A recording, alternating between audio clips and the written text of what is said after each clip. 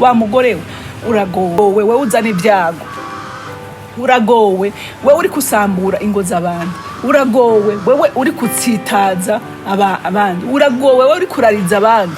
Haleluya. Kuko abagore benshi n'abakobwa benshi uyu munsi bariko barariza imiryango myinshi. Reka guhendwa, ibyo uri kurakora menya ngo ndakurahiye ntibishobora kwijana. Nta marira y'umugore ashobora kwijana, nta marira y'umwana ashobora kwijana. Rero kuneza yawe hunga usenga Imana uyihindukirire ibyo waronka, kuko yenga nkubwire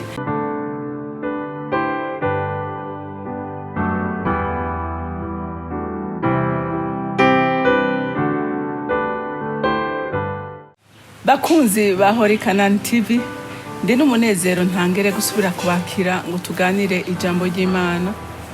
Rero kugira ngo dutangure turafise umuco wo kubanza gusenga kugira ngo dushimire Imana.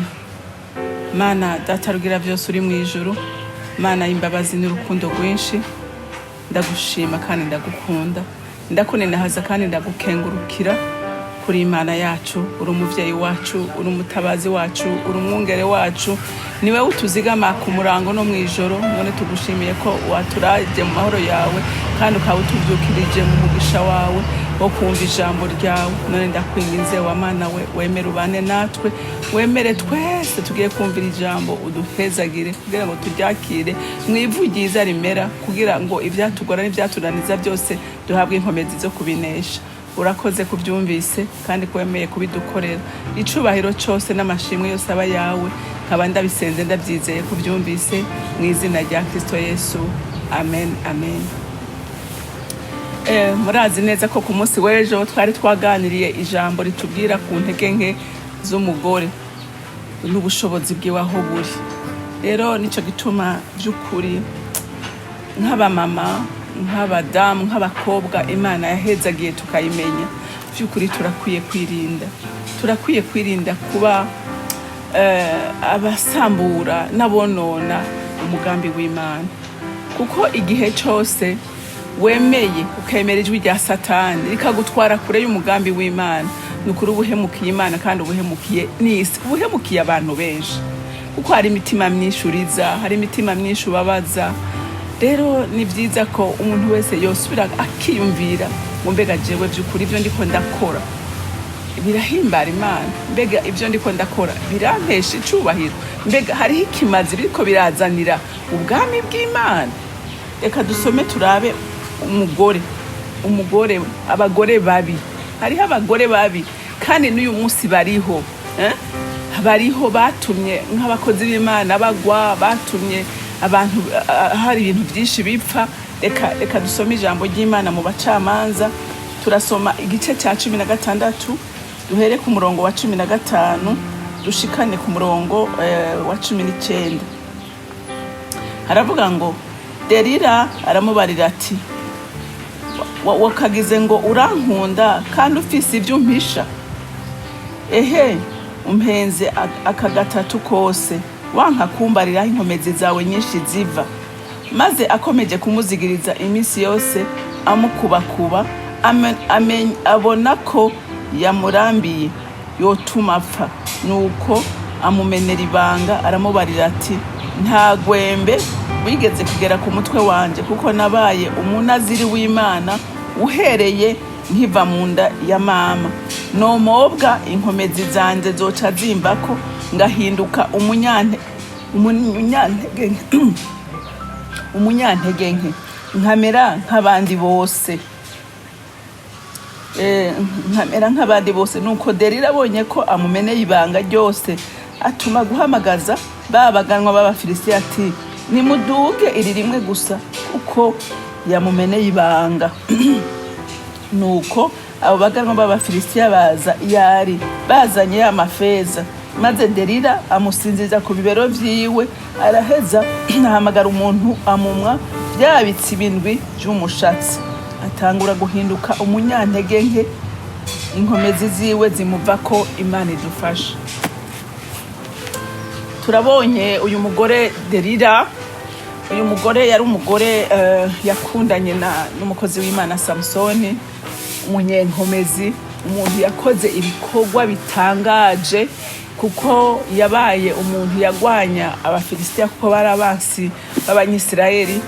Hanyuma ngo yarabishe, yishe benshi, kandi Imana kuva akiri mu nda ya nyina yari yarabwiye ababyeyi biwe ati uyu mwana utwaye ati n'umwana adasanzwe, n'umwana nzokoresha, n'umwana azoba afise inkomezi zidasanzwe.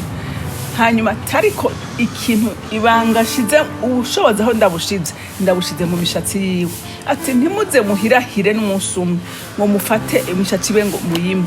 Ati kuko nimwayimwa ubushobozi budoca bumuvako. Umwana arakura, Samusoni araba umugabo, ababyeyi baramubarira ati urumva reza Samusoni, ati wewe urabona ko Imana igiye iragukoresha, ati ntuzuhirahire n'umunsi umwe ngo umene ibanga, ati canke ngo uhirahire umwe iyo mishatsi, ati kuko ubushobozi bwawe bwose Imana yagushize mu mushatsi. Samusoni arabyumva, Samusoni arabyubahiriza, ariko umunsi umwe agwa mu maboko y'umukobwa, agwa mu maboko y'umugore yitwa DELILA. Hanyuma ngo abafilisitiya babonye ko Samusoni akundanye na DELILA, kuko yari yarabananiye, kuko igihe cyose bagomba kuza kumwica Samusoni ubushobozi bw'Imana bwaramumanukamwo, hama kabayigiza bose akabamara. Bakavuga ati umuntu tuzomufata gute, tuzomuronka gute? Baca batuma DELILA, baramubwira ati DELILA, wewe ko Samusoni mukundanye, ati turagusabye udufashe, tuzoguha amafeza n'inzahabu, tuzoguha ibintu byinshi, ariko umuturonkere. DELILA yumvise hazoronka ibintu bitagenda, acatangura kubaza Samusoni iyo inkomezi ziwe akoresha ziva. Samusoni yaramuhenze inshuro 3 zose, ibyo yamubwira byose yabikora, akabona inkomezi ntaho ziroye.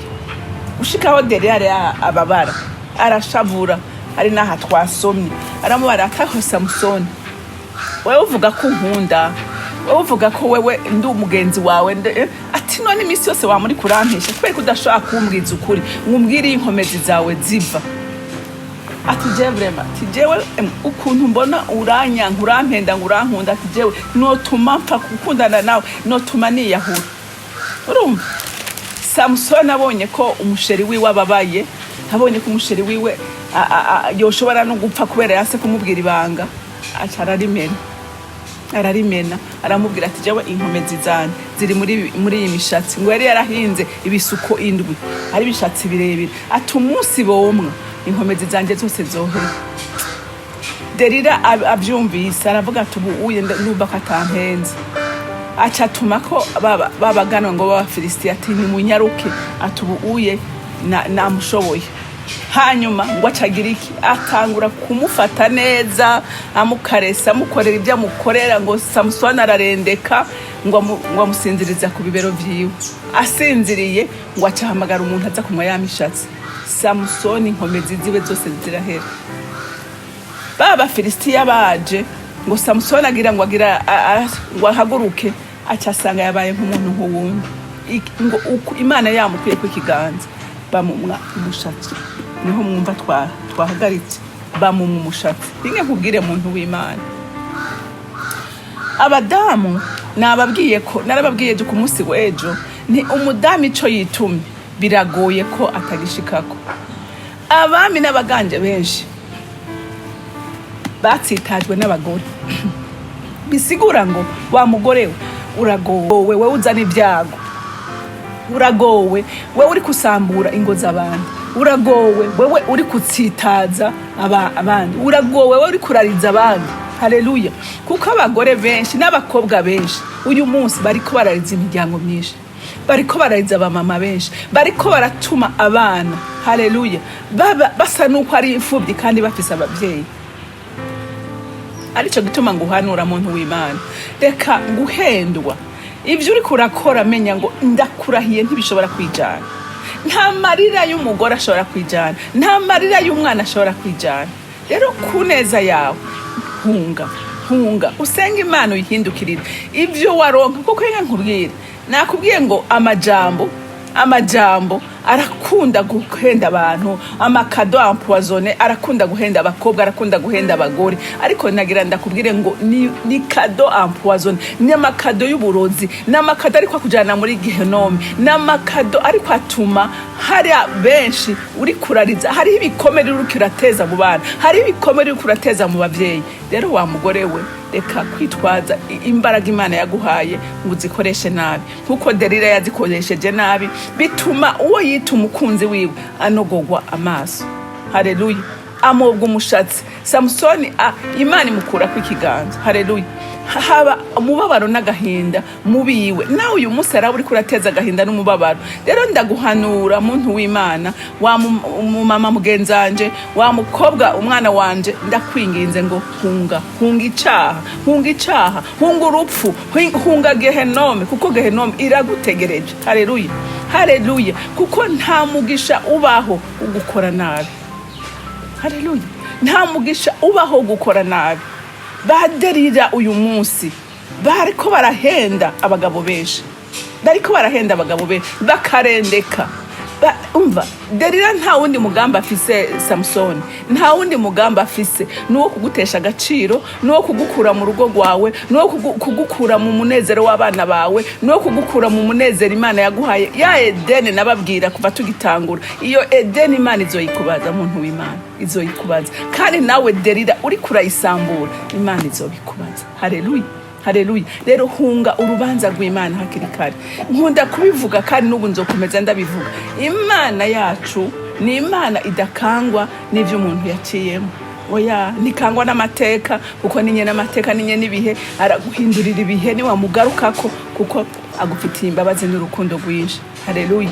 Rero umuntu w'Imana nahawe ubwenge Imana yaguhaye, igikundiro Imana yaguhaye, ubwiza Imana yaguhaye, ntiyabiguhaye ngo usambure, yabiguhaye ngo werekane icubahiro cyayo. Haleluya.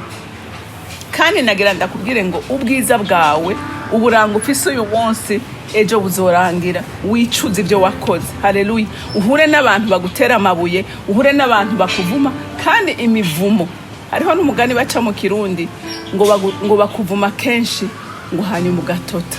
Rero iyo uvumwa na benshi uhinduka ikivumi, ariko ndakwifuriza ko wovayo. Haleluya. Ndakwifuriza ko wovayo kugira ngo wakire umugisha w'Imana. Imana rero mu ijuru ibampera umugisha, mwarahezagiwe. Mana datarugira byose uri mu ijuru, ndagushimiye ku rukundo rwawe n'ineza yawe. Ndagushimiye kwiri jambo hariho abariko bararibwirwa. Ese ico mpawa Mana we likagwa mwivugiza, abari bazimiye ukabaha umutima wo kuvayo, bakava muri ubwo buzimire, bakava muri ubwo mwiza, bagahindukirira umwami wacu adukunda, umwami wacu yatwitangiye, umwami wacu yapfuye kugira ngo abari bazimiye bazimiruka, abari bapfuye rubi babone ubugingo budashira. Ndakwinginze rero ngo uvomerere umutima wose, uvomerere umutima wose mwami Imana, uza kumvira ijambo kugira ngo umwe wese nihaba hari iciwe yokuramo ahabwe izo mbaraga, ahabwe uko guhishurirwa uzobukoze. Ndagushimiye kandi ndakuninahaje, icubahiro cyose n'amashimwe yose aba yawe, nkaba ndabisenze ndabyizeye ko byumvise mu izina rya Kristo Yesu. Mwarahezagiwe, mugire umunsi mwiza.